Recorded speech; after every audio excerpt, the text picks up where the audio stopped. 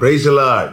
கர்த்தரும் இரட்சகருமாகிய இயேசு கிறிஸ்துவின் இனிய நாமத்தினாலே உங்களுக்கு என் அன்பின் வாழ்த்துக்கள். இந்த நல்ல நாளை காண செய்த தேவனுக்கு ஸ்தோத்திரம் உண்டாவதாக. கர்த்தருடைய கிருபை உங்கள் அனைவரையும் சூழ்ந்து கொள்வதாக. 2 ராஜாக்களின் புஸ்தகம் 3வது அதிகாரம் 18வது வசனம்.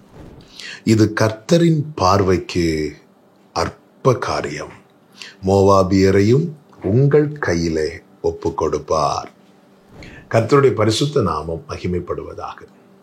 இஸ்ரவேலின் ராஜா யோராம், யூதாவின் ராஜா யோசபாத், ஏதோமின் ராஜா, இவர்கள் மூவரும் ஏதோம் தேசம் வழியாய் புறப்பட்டு செல்லுகிறார்கள் மோவாபியரோடு யுத்தம் பண்ணுவதற்காக.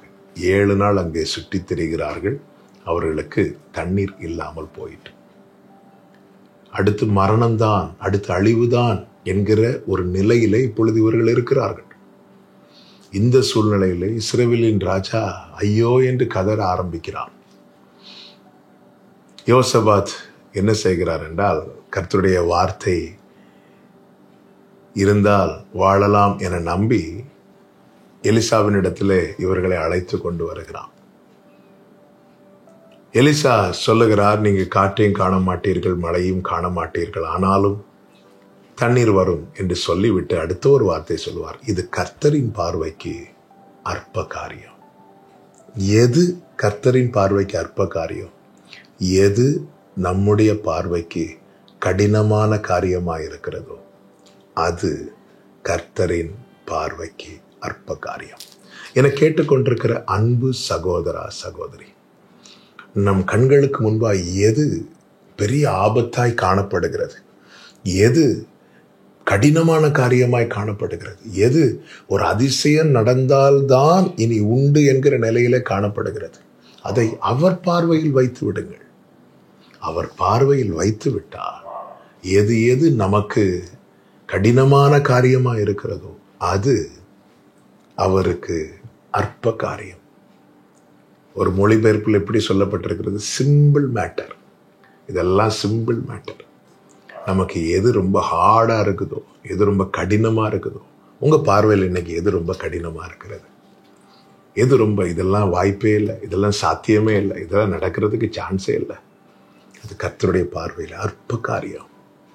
4 வாலிபர்கள் ஒரு திமிர்வாதக்காரனை சுமந்து கொண்டு செல்லுகிறார்கள். இது அந்த 4 வாலிபர்கள் பார்வையில ரொம்ப கடினமான காரியம். ஆனால் அவர்கள் அதை இயேசுவுக்கு முன்பாக அந்த கட்டில இறக்கி வைக்கிறாங்க, அவருடைய பார்வையில வைக்கிறாங்க. எவ்வளவு எளிதா அந்த காரியத்தை கர்த்தர் ஹேண்டில் பண்ணார். படுக்கை எடுத்துக்கொண்டு நட என்றார். ஆமென். இவர்கள் 4 பேர் சுமந்து கொண்டு வர்றாங்க. இவர்களுக்கு கடினமான காரியம். ஆனால் அதை இயேசுவின் பார்வையில் வைத்த போது அவருக்கு அது மிகவும் அற்பமான காரியம். அவன் படுக்கை எடுத்துக்கொண்டு நட என்றார். அவன் படுக்கை எடுத்துக்கொண்டு நடக்கிறான். அவருக்கு முன்பாக வைத்து விடுங்கள், அவர் பார்வையில வைத்து விடுங்கள். அதுதான் வேதம் சொல்லுகிறது, உங்கள் கவலைகளை எல்லாம் அவர் மேல் வைத்து விடுங்கள். காரணம், அவர் உங்களை விசாரிக்கிறவர். கர்த்தர் உங்களை ஆசீர்வதிப்பாராக. நல்ல தகப்பனே, இரக்கமுள்ள பிதாவே, எங்களோடு பேசி பலப்படுத்தின கிருபைகளுக்காக நன்றி. எங்கள் பார்வையில எது கடினமான காரியமா இருக்கிறதோ அது உங்களுடைய பார்வையில மிகவும் அற்பமான காரியம். தகப்பனே, உங்க சமூகத்துல வைக்கிறோம். நீங்க பாருங்கப்பா, நீங்க பார்த்து கொள்ளுங்கப்பா. இந்த நாளில் ஆண்டவரே அப்பா, அநேக பிரச்சனைகளை, அநேக பாரங்களை சுமந்து கொண்டு இந்த சத்தத்தை கேட்டுக்கொண்டிருக்கிற ஒவ்வொருவருக்காய் ஜெபிக்கிறேன். தங்கள் காரியங்களை உங்க சமூகத்துல இறக்கி வைக்க, உங்க பார்வையில வைக்க கிருபை செய்யுங்க. நீங்க பாருங்க, நீங்க பார்த்தாலே அது ஆண்டவரே அற்ப காரியம். அதெல்லாம் உங்களுக்கு விஷயமே இல்லை ஆண்டவரே. அப்பா, எல்லாம் இழந்த யோபு முகத்தை நீங்க பார்த்தீங்க. அவன் 2 தனையாய் ஆசீர்வதிக்கப்பட்டான். உங்க பார்வையில் இது அற்ப காரியம். கர்த்தர் ஆசீர்வதியும். இயேசுவின் நாமத்தில் பிதாவே, ஆமென்.